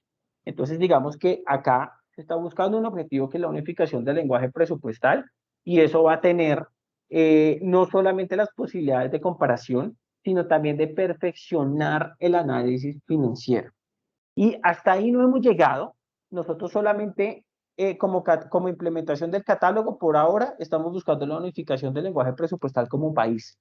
Pero cuando esto se logre, ojalá 2022, para cumplir con la meta del plan de desarrollo, yo les aseguro que vamos a encontrar un mejor análisis financiero. O sea, vamos a estar en la vanguardia del análisis financiero de entidades subnacionales gracias a ese catálogo de clasificación presupuestal. Entonces, seguramente usted materialmente lo va a encontrar en los próximos años, no estoy seguro que en el corto plazo, con unos marcos fiscales de mediano plazo que se van a nutrir de unas mejores metodologías de proyección, que vamos a dejar de hacer esas proyecciones que yo muchas veces veo en marcos fiscales de mediano plazo de entidades territoriales, que eso es coger el año que proyecté, que fue en este caso 2021 cierra, y ponga el 3% a la derecha y arrastre el Excel, que al final son cosas que nos ayudan a resolver la tarea, porque yo tengo que entregar mi marco fiscal de mediano plazo a título informativo junto con el proyecto de presupuesto, pero que terminan quitándole la esencia al documento, a un documento de navegación financiera que me da muchas luces sobre financieramente cómo puedo soportar esas necesidades de inversión y de reestructuración administrativa incluso que tengo en mi entidad territorial. Entonces yo les aseguro que el día de mañana va a ser mucho mejor realizar análisis financiero, y seguramente hay un actor que no se nos puede olvidar que siempre la razón de ser de lo público es el ciudadano. Y es que nosotros en los nacionales administramos recursos públicos. Y los recursos públicos son recursos que deben vigilar los ciudadanos. En materia de rendición de cuentas, de transparencia pública, lo que implica este catálogo de clasificación presupuestal es espectacular. Que la academia nos pueda evaluar, que la oposición nos pueda evaluar, que el análisis independiente nos pueda evaluar, que las calificadoras de riesgo nos puedan evaluar mejor. A mí eso me parece que contribuye con un mejor país, un país que está más pendiente, que es más transparente en el uso de sus recursos públicos, es un país que va a progresar. Entonces, la forma de entender ese lenguaje de clasificación presupuestal, pues yo creo que es bastante ilustrativa en la diapositiva. Y pues digamos que no voy a perder la oportunidad de mencionarla. Pues nos dice básicamente dos cosas. Lo primero, de nuevo voy a insistir, que el Estatuto Orgánico de Presupuesto se va a respetar, ¿verdad? Que el catálogo de clasificación presupuestal no implica vulnerar el Estatuto Orgánico de Presupuesto ni la norma de presupuesto que adapta a la entidad territorial en el desarrollo del artículo 109 del decreto 111. O sea, yo mantengo la lógica de clasificación del Estatuto Orgánico, una norma orgánica. Sencillamente lo que implica el lenguaje de clasificación presupuestal es que todos nos pongamos de acuerdo. Entonces, si en el municipio de Segovia le dicen azul al color azul, pues que esa misma palabra azul la emplee Medellín, ¿cierto? La emplee Envigado, la emplee Itagüí, la emplee cualquiera de los municipios que tiene el departamento de Antioquia, las 32 gobernaciones, los 1.102 municipios y todo el sector descentralizado subnacional, que aproximadamente es de 3.000 entidades. O sea, estamos hablando de una cantidad enorme. Entonces, solventamos ese problema Y es que no, mire, lo que pasa es que en Medellín eran más gomelos y le decían blue, pero por allá en Segovia también había un director de presupuesto que tenía una formación medio francesa, entonces le decía bleu, otros mal hablados le decían blau y otros le decían blue AC. Entonces yo siento que esto es importante en el entendido en que nos va a permitir que todos hablemos el mismo idioma, ¿ok? Entonces que no se nos olvide que este es uno de los propósitos y que detrás de la unificación del lenguaje presupuestal, yo les aseguro que más adelante vamos a perfeccionar los análisis financieros. Y perfeccionar los análisis financieros no es que yo pueda hacer mejor los cálculos, no, es que yo cuente con una información mucho más rica para la toma de decisiones. Y les voy a poner también un ejemplo. Vamos a la sesión de los ejemplos. Entonces, muchas veces yo he visto que llegue el alcalde y le pregunta al secretario de Hacienda, secretario de Hacienda, dígame cuál es el porcentaje de avance de ejecución presupuestal del proyecto de inversión para reemplazar todas las luminarias del parque principal, porque nosotros nos propusimos cambiar esas bombillas anticuadas por puras luces LED. Y llega el secretario de Hacienda y lo primero que hace, que a mí me parece increíble, es llamar al secretario de Infraestructura o llamar al secretario de Desarrollo Económico, cuando es el mismo presupuesto el que me debería dar la respuesta inmediata. Eso no pasa en Colombia. En Colombia hay un montón de cadenas que impiden ese flujo en el circuito de la información. Y con este catálogo de clasificación presupuestal, y me estoy adelantando un poquito, ese tipo de pregunta, en el ejemplo que les estoy poniendo, es una pregunta que va a poder responder un secretario de Hacienda con la ejecución presupuestal, pero que incluso va a poder verificar el ciudadano del común con la ejecución presupuestal, pero que también va a entender el gobierno nacional central en sus labores de seguimiento de las finanzas públicas territoriales. Entonces, estamos en un mundo poderoso que a través del lenguaje presupuestal, además de perfeccionar el análisis financiero, lo más importante es que estoy contribuyendo a la mejor toma de decisiones de los mandatarios. ¿Listo? Y hay otros objetivos que yo sé que algunos de ustedes me van a decir, esto es un carretazo ni el berraco. Pero porque estamos arrancando y uno no puede exigir que todos los objetivos se materialicen ya porque apenas estamos arrancando con la verdadera implementación. Pero en la práctica se espera que en el futuro, yo no sé si es el futuro cercano, es un futuro lejano, no lo sé, lo desconozco, depende de todos, no solamente del gobierno ni de ustedes. Pues lo primero que estamos alcanzando es que van a desaparecer los múltiples planes de cuentas y este es un objetivo inmediato, comprobado, que si lo hacemos bien, que si nos aventuramos a este proceso de innovación, 2022 se logra. ¿Listo? Pero hay otros objetivos que seguramente en el futuro cercano o lejano, no sé, se van a materializar. El primero es que va a haber una disminución estructural de la multiplicidad de reportes de información. Entonces yo por ahí, ya no me da la memoria, pero recuerdo que en el COMPES de Gestión Financiera Pública, que salió recientemente, que salió este año, por ahí decía que las entidades territoriales se enfrentaban a más de 50 reportes de información. Eso es increíble, eso significa materialmente, y yo creo que ustedes lo padecen en sus entidades territoriales, que una porción muy importante del equipo de las secretarías de Hacienda y de las secretarías de Planeación y de otras secretarías está casi que exclusivamente dedicado a reportar la información a la nación.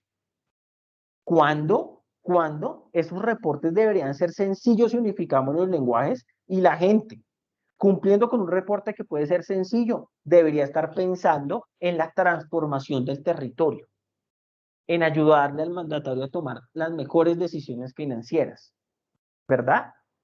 Y lo tercero, que digamos, no necesariamente se va a hacer en el corto plazo, pero que seguramente ese debate se inicie en el corto plazo, es todo lo que tiene que ver con la consolidación y análisis de información por parte de la academia, por el gobierno, por la Contraloría, por parte de firmas independientes interesadas, por parte de inversionistas incluso. Eso también en la práctica se va a poner en boga. ¿Por qué digo que el debate? Porque yo les digo que este debate va a ser un debate que se va a abrir en el corto plazo. Pues porque para nadie es un secreto que la situación fiscal del gobierno nacional central es una situación delicada, ¿sí? Si se quiere, el gobierno nacional central tiene un COVID de los agresivos, ¿verdad? Y fíjense que en el anterior proyecto de reforma tributaria que al final fue retirado del Congreso de la República, hay un artículo que pasó inadvertido, que después podemos debatir si el tiempo nos da o alguno de ustedes tiene interés, y es un artículo que propuso modificar la regla fiscal de la nación, ¿verdad? Y yo recuerdo que yo el año pasado estuve, no sé si con algunos de ustedes, en una clase en donde explicamos la ley de financiamiento 1.0 y 2.0, y yo recuerdo que puse una diapositiva sobre la regla fiscal de la nación, y era una imagen, y pues la imagen era, a mí me ha pasado, me sigue pasando por la pandemia, de una persona con un poquito de sobrepeso que se intentaba poner una camiseta XS que le quedaba muy chiquita, entonces se le salía la barriga. Entonces, la regla fiscal de la nación como está constituida actualmente, aunque está neutralizada, yo creo que es de una talla demasiado pequeña para las condiciones de un país de ingreso mediano como Colombia. Entonces, una de las propuestas que quedó en un artículo que no se debatió suficientemente, pero que es probable que reviva en el corto plazo, es pensar en una regla fiscal que en lugar de capturar la nación, capture el denominado gobierno general, es decir, nación más entidades territoriales. Y eso solamente va a ser posible dar ese debate de manera seria si tenemos mejores consolidaciones de la información presupuestal de los territorios. ¿Ok? Listo. Entonces, en síntesis, ¿por qué estamos hablando e implementando el catálogo? Porque es obligatorio, hay un mandato legal. Segundo, ¿cuál es el propósito? Unificar el lenguaje presupuestal, que todos hablemos el mismo idioma, y eso va a tener unos beneficios bien interesantes para todos. Hay un beneficio material, insisto, para ustedes como funcionarios públicos que no depende de su entidad territorial, y es que usted va a contar con un conocimiento en materia de clasificación presupuestal que es transversal. Lo que usted aprenda del catálogo le sirve si trabaja en la alcaldía, en los establecimientos públicos, en la gobernación, en el Ministerio de Hacienda, en donde sea. ¿Listo? Y creo que eso es bueno desde el punto de vista de las externalidades positivas que surgen derivado de un proceso de modernización institucional como el catálogo de clasificación presupuestal. Y ya para cerrar, ¿cierto? Yo dije que esto era solamente una sesión sobre fundamentos. Vamos a pensar, pero de manera muy tangencial, después lo vamos a especificar, ese es el propósito de esta clase, de manera tangencial, en cómo implementar el catálogo de clasificación presupuestal. Y yo les voy a proponer, y lo vamos a desarrollar en el curso, que para responder a esta pregunta, vamos a necesitar tres cosas muy puntuales. ¿Listo? Tres cosas muy puntuales. Entonces, la primera cosa puntual, que va a ser la primera parte de las capacitaciones, es que no es posible, es obvio, no es posible implementar el catálogo de clasificación presupuestal si yo no conozco el catálogo de clasificación presupuestal. ¿Verdad? Entonces, pues, ¿de qué me está hablando? Bueno, solo vamos a ver. Hay unos conceptos de ingreso, unos objetos de gasto. Necesitamos entender unos elementos básicos y también, lo que yo les decía, algunas complejidades asociadas para no quedarnos con lo fácil, sino con lo que verdaderamente ayuda para resolver esta tarea. ¿Listo? Lo segundo, que no es menos importante, es que después de que yo cuente con un cuerpo de conocimientos básico, que yo ya diga, oiga, mire, yo ya entiendo los conceptos que hay detrás del catálogo, todos los conceptos que hay detrás del catálogo, que son muchísimos, ustedes se van a sorprender, pues ahora yo sí necesito empezar a mirar cómo resuelvo la tarea para efectos de la programación del presupuesto 2022. Y eso ineludiblemente nos va a implicar a nosotros como capacitadores de la Universidad de Antioquia que demos unas pautas puntuales con fundamento normativo y con fundamento técnico de cómo vamos a articular el catálogo de clasificación presupuestal en cada etapa del ciclo presupuestal. Y no va a ser igual, y eso sí se los advierto. Si estamos implementando el catálogo de clasificación presupuestal, debo emplear la misma cadena para efectos de la elaboración, de la presentación, de la ejecución, del cierre. Pues no. Hay unos fundamentos normativos y hay unos fundamentos técnicos que nosotros vamos a dilucidar, pero en la práctica vamos a diseccionar, si se quiere, cada etapita del ciclo presupuestal para decirles cuál es la mejor forma de abordar el uso del catálogo de clasificación presupuestal, respetando, como he insistido en esta sesión como un loro, el Estatuto Orgánico de Presupuesto. Y lo tercero, que termina siendo la tarea adicional, la de la pereza, porque, uy, qué pereza que nos pidan tanta cosa desde la Nación, desde la Contraloría, pues vamos a articular también esa implementación con los elementos conceptuales que hay detrás de la categoría de información que va a capturar el catálogo de clasificación presupuestal y que de hecho ustedes ya han venido haciendo una tarea porque la Contraloría General de la República está exigiendo para el primer trimestre de la actual vigencia un reporte del CCP en la categoría UIPO, categoría única de información del presupuesto ordinario.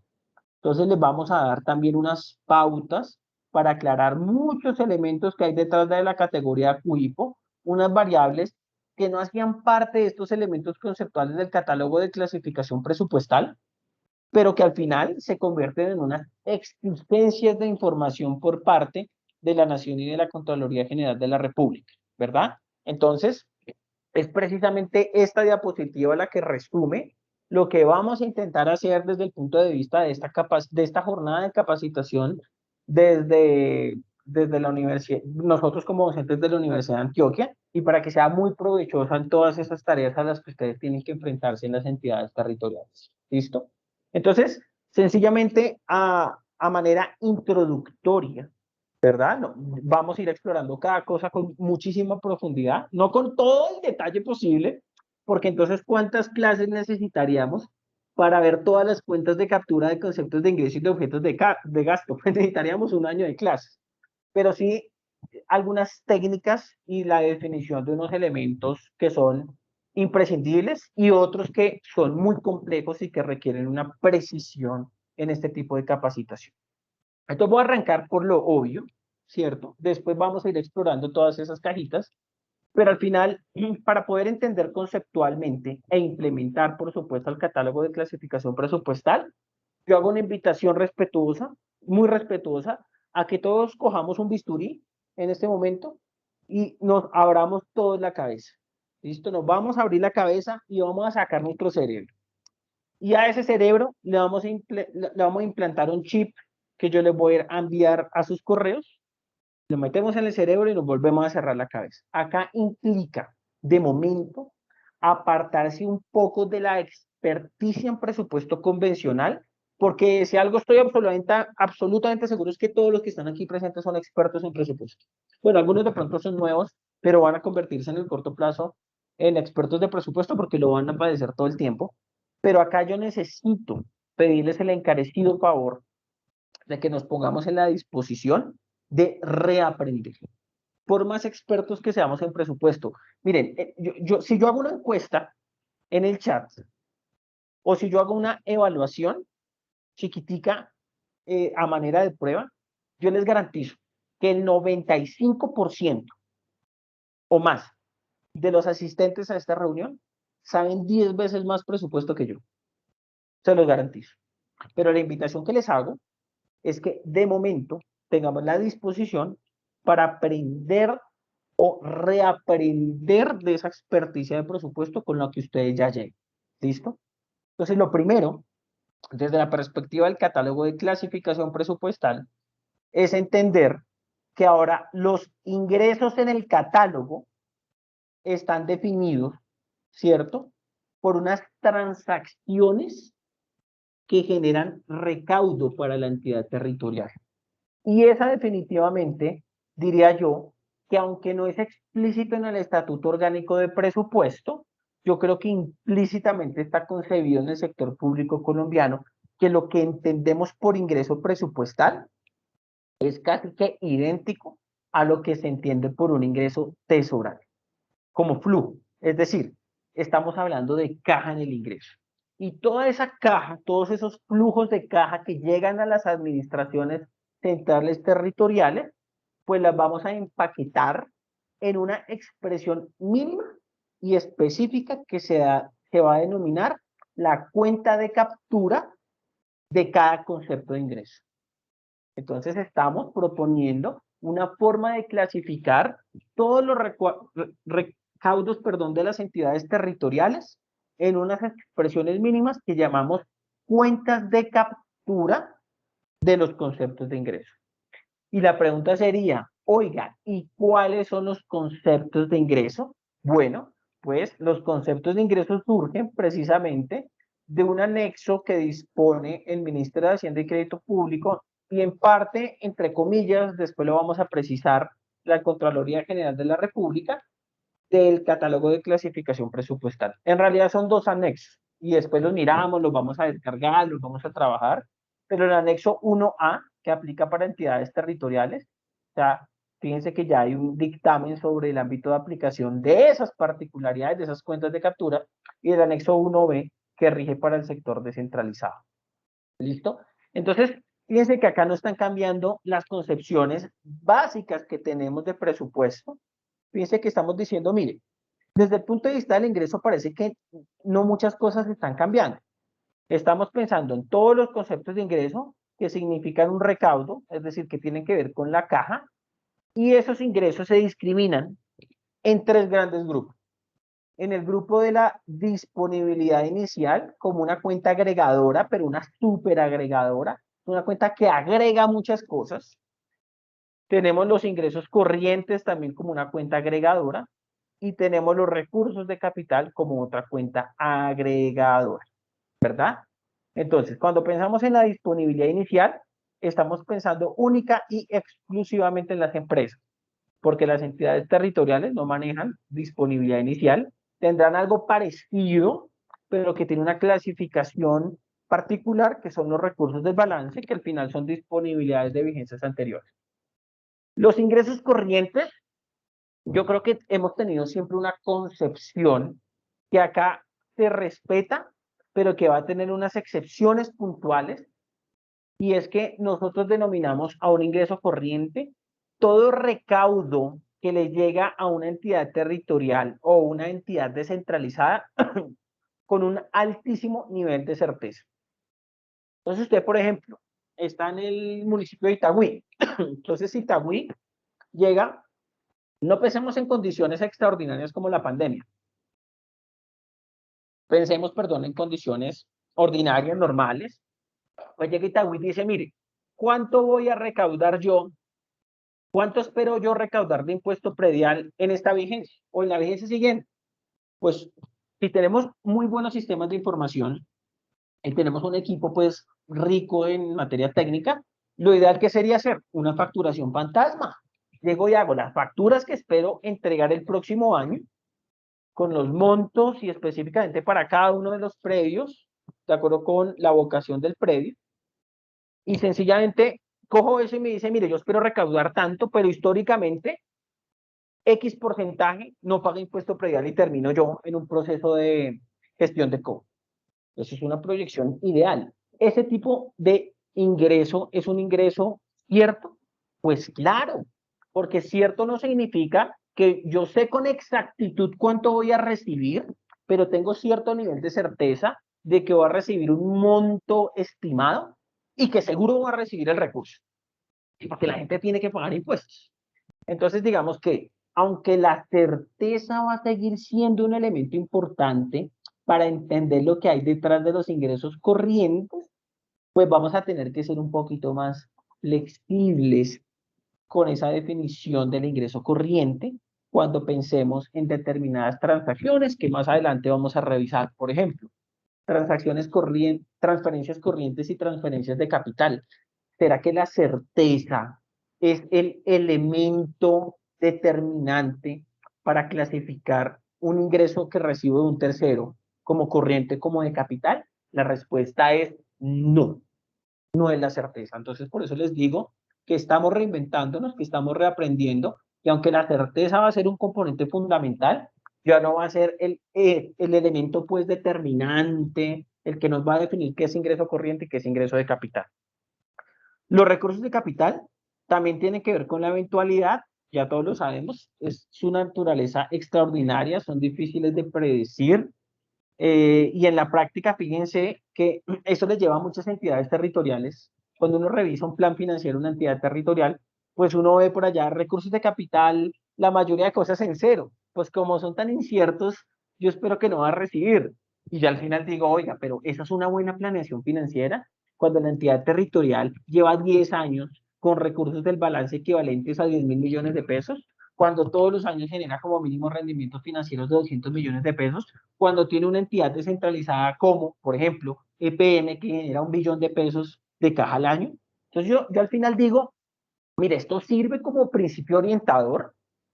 Cuando hay eventualidad sobre el recaudo de un ingreso, pues uno más o menos cree que es recurso de capital, pero no debe agotarse ahí. Y vamos a acudir a unas convenciones para precisar este tipo de cuestiones, ¿verdad? Y de nuevo insisto, desde el punto de vista de la gestión financiera pública, que algo sea eventual, que algo sea extraordinario, no significa que no exista ninguna posibilidad de proyección. Entonces, todos esos planes financieros que tienen un supuesto que dice allá, supuesto ejecución plena de los recursos, recursos del balance después de 2022, pero de ahí para allá. Y uno dice, pero ¿cómo así? Eso no es robusto frente a la realidad que ha vivido la entidad territorial. Entonces yo creo que todo esto del lenguaje presupuestal puede enriquecer esos ejercicios que hay detrás de las proyecciones y del análisis financiero como tal. Y evidentemente, así lo dice el Estatuto Orgánico de Presupuesto y eso nada cambia, pues los ingresos corrientes se discriminan entre ingresos tributarios y los ingresos no tributarios. Esto no es una clase de hacienda pública, pero para equilibrar la cancha del conocimiento, decimos que un impuesto en la práctica, pues tiene que ver con el pago que realiza un ciudadano, porque es ciudadano y porque tiene el deber de hacerlo y no espera nada a cambio, en teoría, o por lo menos no hay una contraprestación directa cuando yo pago el impuesto. Y a diferencia del impuesto tributario, el recaudo no tributario tiene la característica que aunque también es recurrente y también es obligatorio, pensemos en los no tributarios distintos de transferencias, pues en la práctica son pagos que muchos realizan, por ejemplo, la contribución de valorización, ¿verdad? Pero que sí reciben una contraprestación directa. Yo ahora tengo un patrimonio más alto, soy más rico en teoría, entonces pues hay unas definiciones, si se quiere, teóricas o de hacienda pública que al final siguen siendo presentes, o sea, no está cambiando estructuralmente la lógica del catálogo de clasificación presupuestal. Pero al punto al que quiero llegar, al punto al que quiero llegar en realidad con esta diapositiva, y después la vamos a explorar, es que usted por ningún lado ve en los anexos 1 del catálogo de clasificación presupuestal que aplica para entidades territoriales, ustedes que hacen parte de los municipios, los fondos especiales, ¿cierto? Y eso lo dice el Estatuto Orgánico de Presupuesto, ¿cierto? Incluso el Estatuto Orgánico de Presupuesto menciona las contribuciones para fiscales, y eso no aparece por ningún lado. Entonces, estas son las cosas que yo quiero en la práctica que indaguemos más adelante para precisar el conocimiento. Otra persona, quizás más proactiva, que está aquí, que ya haya revisado mucho el tema, dirá, ah, sí, un impuesto es aquello que paga alguien porque está obligado y no recibe contraprestación directa. Entonces, dígame por qué no aparece la contribución sobre contratos de obra pública dentro de los ingresos tributarios. Excelente pregunta. Más adelante vamos a ir enriqueciendo ese debate para entender la causa que hay detrás de esas clasificaciones. ¿Listo? Y otra persona perfectamente podría decirme, mire, es que yo trabajo en una entidad descentralizada, es una empresa, y nosotros cobramos o nosotros recibimos unos recursos por X o Y cosa. que después de una revisión pormenorizada del anexo 1, no encontramos. Y entonces, ¿qué significa eso? ¿Que no es legal obtenerlo? Que yo no puedo contar con ese recurso el día de mañana porque estoy presumiendo que el catálogo solamente cuenta con los conceptos de ingreso que tienen un marco normativo claro. Y la respuesta tajante es no. De momento no, porque acuérdense que estamos iniciando un proceso de implementación y yo les dije, te vale equivocarse.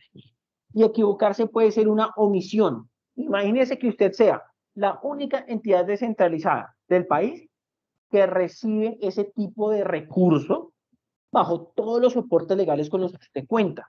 Eso puede pasar. Entonces, ¿qué procede? Lo que procede es la solicitud ante el Ministerio de Hacienda y Crédito Público de la creación de un nuevo concepto de ingreso, en este ejemplo. Y también lo vamos a ver acá, nos vamos a meter a la sede electrónica del ministerio, vamos a mostrar los formatos y les vamos a dar tips cuando se presenten ese tipo de inconvenientes. ¿Listo? Sobre los objetos de gasto, y yo estoy pasando rápido porque esto, recuerden por favor, yo les dije que esto era una clase de fundamentos, sobre todo para equilibrar la cancha con los que hasta ahora se están enfrentando al tema del catálogo. Y los gastos, yo dije que hay que implantarse un chip.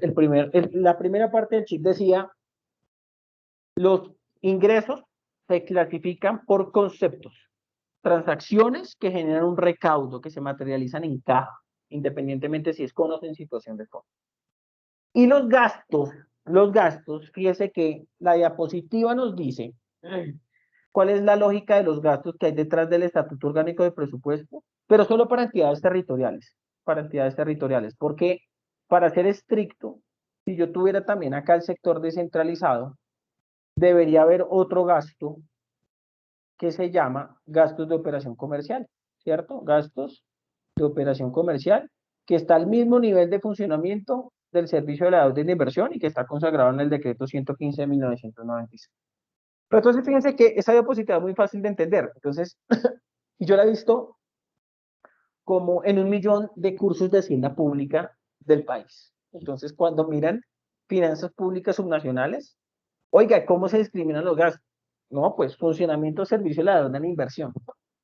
Y yo les voy a decir, miren, eso es verdad, así lo establece el Estatuto Orgánico de Presupuesto, pero eso es como decir nada. Eso es como decir nada, o sea, funcionamiento es una cosa tan grande y la inversión es una cosa tan grande que en este árbol del Estatuto Orgánico de Presupuesto, y si la clasificación fuera así de agregada, usted no tendría ni idea en qué se gastan los recursos públicos en las entidades subnacionales. No tendría ni idea, solamente tendría certeza sobre el servicio de la deuda pública. ¿En qué gasta el servicio de la deuda pública? Ah, pues para pagar el capital y los intereses y comisiones de la deuda. ¿En qué se gasta la plata de la inversión? ¿En qué se gasta la plata de funcionamiento? Por ahí es menos difuso, pero en inversión yo creo que estamos lejísimos y el primer paso grande para alcanzar el denominado presupuesto orientado a resultados es la coexistencia del catálogo de clasificación presupuestal y sus complementarios, que también vamos a indagar en estos cursos.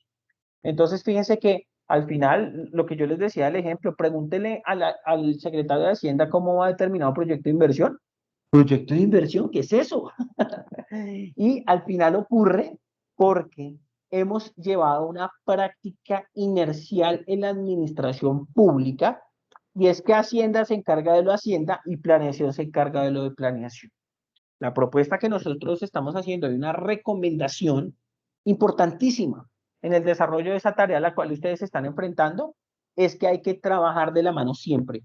Planeación y Hacienda no deben ser esferas atomizadas. Acá estamos, el doctor José Elena y yo, Planeación y Hacienda respectivamente, trabajando conjuntamente porque esa es la forma de maximizar este tipo de conocimiento y, por supuesto, de orientarse mejor a la luz de la tarea que exige su implementación. Pero lo que quiero contarles, sobre todo a los nuevos, es que la clasificación del Estatuto Orgánico de Presupuesto acá no tiene ningún problema.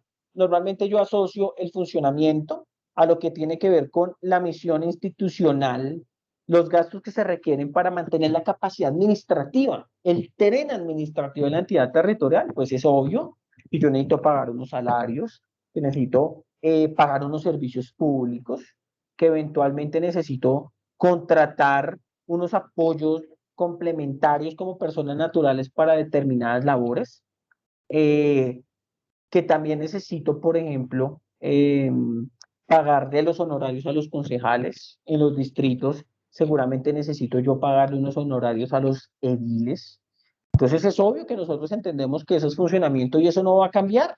Y no cambia porque el Estatuto Orgánico de Presupuesto no se va a modificar. Ustedes tienen una noción clarísima de lo que es funcionamiento, que normalmente está asociado a esas erogaciones que usted tiene en sus gobiernos subnacionales, que en la práctica permiten el desarrollo de su misión institucional, ¿cierto? Permite que usted pueda cumplir, le garantiza los medios para cumplir con los fines que consagra la Constitución y la ley, como lo son las competencias a cargo de alcaldías y gobernaciones.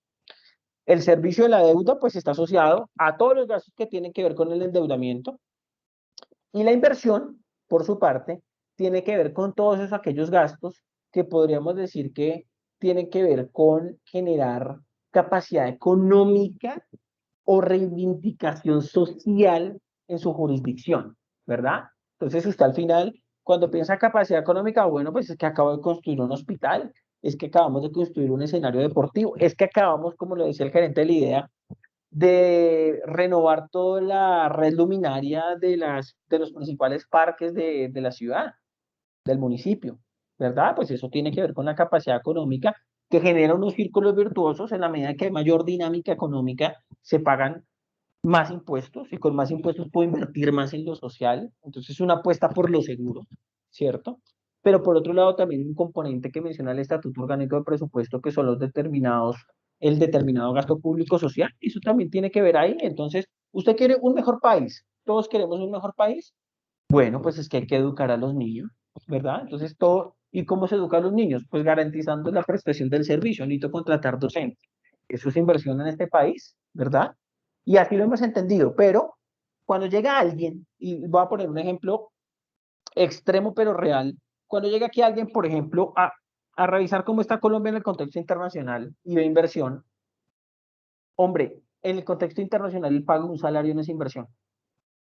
El pago de un salario de un docente no es inversión en el resto del mundo, porque la inversión en el contexto, en el estándar internacional, tiene que ver con la adquisición de activos no financieros, que usted en la práctica tenga desde el punto de vista patrimonial, usted tiene unos movimientos muy detallados, no solamente se materializa un gasto contable, sino que hay unos movimientos de sustitución de efectivo por propiedad, planta y equipo, y eso es lo que en el mundo se conoce como la inversión pura. Entonces uno acá vaya a hacer las cuentas y, Dios mío, Colombia es el ejemplo mundial en materia de inversión. Entonces estamos por encima de todos los países de Latinoamérica. Estamos allá en el promedio de la OCDE, ¿no? Pues tiene que ver con el tratamiento de nuestra inversión. Así lo definimos en nuestra norma criolla, nuestra norma orgánica de presupuesto, pero eso no quiere decir que cuando me compare con el resto del mundo para saber qué tan bien o mal está Colombia, ¿verdad? Pues yo tengo que ajustarme a esos criterios internacionales para cuantificar la inversión. Y en eso no salimos bien parados, porque la mayor parte de la inversión termina siendo pagos de subsidios, transferencias o pago de salarios. Bien, entonces fíjense que lo que va a hacer el catálogo de clasificación presupuestal es mantener la lógica del Estatuto Orgánico de Presupuesto, pero va a desarrollar dos componentes importantes, y ese es el estándar internacional de la medición del gasto en todo el mundo, o por lo menos en los países que quieren tener las mejores prácticas en materia de clasificación de presupuesto y de producción de estadísticas. Independientemente si es un gasto de funcionamiento o es un gasto de inversión, debo clasificar los gastos por objeto, por objeto. ¿Y qué significa que voy a clasificar el funcionamiento de la inversión por objeto? Pues sencillamente que voy a plasmar en mis ejecuciones presupuestales en qué me gasto los recursos. No si el presupuesto es de funcionamiento o de inversión, que no me dice exactamente en qué me lo gasto, sino que independientemente si el presupuesto es de funcionamiento o es de inversión, ¿en qué me los estoy gastando? ¿Me los estoy gastando en un salario? ¿Me los estoy gastando en adquirir un bien? ¿Me los estoy gastando en transferirle plata a un tercero? ¿Me los estoy gastando en pagar pasivos? Y eso es lo que va a permitir el catálogo de clasificación presupuestal. El servicio de la deuda, fíjense que en sí mismo el servicio de la deuda pública es un objeto de gasto. O sea, el servicio de la deuda pública desde la norma orgánica de presupuesto siempre ha respondido en qué se gastan los recursos. Pero en funcionamiento de inversión, esos son, sobre todo en inversión, eso es un cajón demasiado grande que lastimosamente uno no sabe qué hay detrás.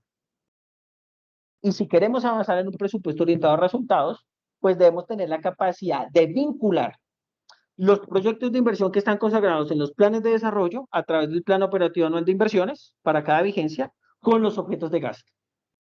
Y eso nos va a permitir potenciar la información presupuestal, nos va a permitir darle mejores herramientas a los mandatarios y, por supuesto, fortalecer la rendición y la transparencia, la rendición de cuentas y la transparencia en el uso de los recursos. Sobre los objetos de gasto que vamos a indagar, pues obviamente por cuestiones de restricción de tiempo no los voy a mencionar en esta sesión, pero decirles que están estandarizados. Son estos objetos de gasto, mal contados son 8 objetos de gasto, que aplican, insisto, tanto a funcionamiento como a inversión. Tenemos gastos de personal, adquisición de bienes, transferencias corrientes, transferencias de capital, gastos de comercialización y producción, adquisición de activos no financieros, disminución de pasivos y gastos por tributos, multas, sanciones e intereses de mora, ¿verdad? Fíjense, por ejemplo, déjenme retomar el último, que ese casi no se menciona. Miren la importancia del gasto por tributos, multas y sanciones e intereses de mora. Eso normalmente en donde la clasifican las entidades territoriales. Normalmente hacían parte por allá de un proyecto de inversión y si después uno quería saber cuál era la reciprocidad de las transacciones tributarias en el país para fines de análisis de política, pues era imposible. Eso va a ser posible en el futuro. Pero al final, decirles que esos objetos de gasto están estandarizados en el marco de las mejores prácticas internacionales y que cuando lleguemos a gastos los vamos a ver en el seno de sus complejidades que implicará estos objetos de gasto, ponerlos a interactuar con los demás clasificadores de gasto y situar muy bien el uso de estos objetos de gasto en cada etapa del ciclo presupuestal. Y va a ser distinto, les aseguro que va a ser distinto. Y muchos de ustedes dirán, oiga, quedé sorprendido porque yo pensaba que tenía que utilizar los objetos de gasto en todas las etapas del ciclo presupuestal. Y no, yo se los anticipo, no es así. Y otros podrán decir, ah, jue madre, por fin creo entender esto de los objetos de gasto, porque yo sí decía que para efectos de la aprobación de la corporación pública era una locura especificar los objetos de gasto, porque yo iba a terminar amarrado, iba a terminar con un dolor de cabeza solicitando modificaciones presupuestales todo el año. Y por fin nos vienen a aclarar en qué etapa del ciclo presupuestal se emplea. Para allá vamos. Esta es la primera clase, estamos calentando motores, pero les aseguro que esas preguntas que estoy haciendo a título de reflexión las iremos resolviendo conjuntamente con el pasar de las capacitaciones. Y ya para terminar, en una sola diapositiva, ustedes no saben la complejidad, ustedes sí saben la complejidad que hay detrás de esta diapositiva. Y permítanme decirles una cosa. Voy a utilizar una analogía muy sencilla. ¿Listo? ¿Y por qué voy a utilizar esta analogía? Porque ustedes están en una capacitación, veamos esta capacitación como una clase. Y cuando uno está en una clase es como volver al colegio. Porque acuérdense que yo les dije, respetuosamente les hice una invitación, que vamos a reaprender. Vamos a volver al colegio. Por más que sepamos de presupuesto, por más que ya tengamos pregrado, especialización, maestría, doctorado, postdoctorado. Vamos a volver al colegio.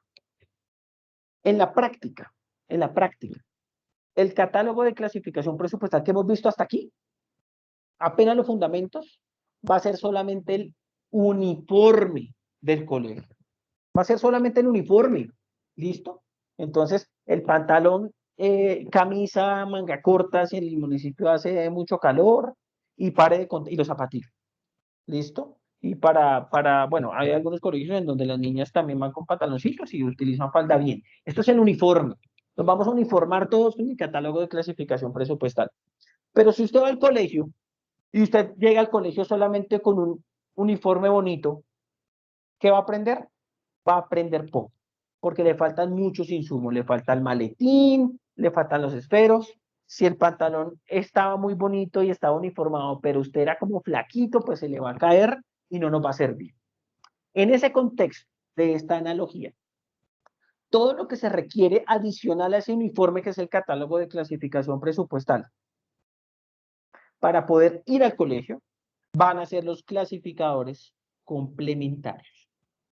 Y eso significa, estimados asistentes, que no hay ninguna, ojo con lo que estoy diciendo, ninguna, ni la más remota posibilidad de entender bien y posteriormente implementar bien el catálogo de clasificación presupuestal si no se comprende integralmente cada uno de sus clasificadores complementarios. ¿Cuál es el clasificador complementario más importante? Sin ninguna duda, y el más complejo, la clasificación programática de la inversión.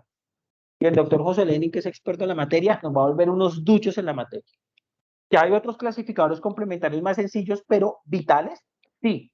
Código único institucional lo dejo en amarillo. ¿Por qué? Porque aunque no se ha determinado de manera formal, en la práctica ese clasificador de terceros va a seguir siendo el chip, no el código único institucional. Tocó, el gobierno hizo un reversazo. Es igual de importante el clasificador central de productos. Después vamos a ver las razones, pero básicamente es, oiga, es que usted entidad territorial va a comprar herramientas para la construcción, dígame cuántos ladrillos, dígame cuánto metal, cuántas puntillas, cuántos tornillos. Va hasta ese nivel. Y ustedes seguramente lo han padecido. También hay un clasificador complementario que está inserto en la categoría de información que se llama CUIPO, que es el de fuente de financiación. Vamos a ver cómo se emplea, cómo se armoniza con los procesos de seguimiento presupuestal y cuál es la lógica que hay detrás de su construcción. Y también vamos a hablar tangencialmente, esto tiene que ver más con el reporte del clasificador por unidades ejecutoras que mencionó pues la primera resolución, la 3835, que estamos viendo al inicio de la sesión. Y con eso terminamos la sesión de hoy. Y permítanme darles brevemente las conclusiones. La primera, lo dije hasta el cansancio. El catálogo de clasificación presupuestal no modifica el estatuto orgánico de presupuesto. ¿Qué vamos a emplear para los ingresos? Los conceptos de ingreso. Que para los gastos, los objetos de gasto y el servicio de la deuda. Que no hay forma, de verdad, no hay forma de entender bien e implementar bien el catálogo de clasificación presupuestal si además del uniforme no utilizó la mochila, los zapatos, la correa y otros de los clasificadores complementarios. Y la última, para tranquilizarlos, sobre todo a los nuevos, y es que esto toma tiempo, que hay que realizarlo de manera gradual. Esto no se puede resolver en una semana a las malas. Esto hay que tener un proceso organizado, hay que construir una estrategia de implementación con unos actores claves que nos cuenten a todas las novedades que hay, los avances, porque el error que están cometiendo muchas entidades territoriales es implementar un catálogo venciendo la atomización, hacienda y planeación que se ha presentado de manera histórica, pero haciendo una estrategia de implementación desarticulada, sin un líder, sin alguien que nos diga, que nos realimente qué está saliendo bien, qué está saliendo mal, qué falta, en donde hay dudas.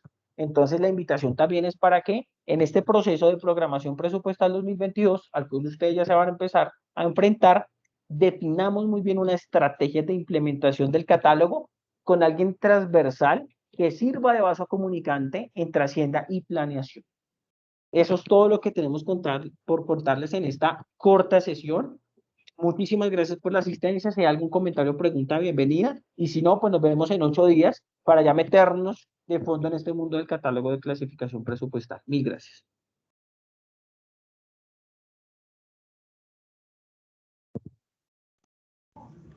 Buenas tardes, agradecemos al doctor Andrés Urrea por la charla.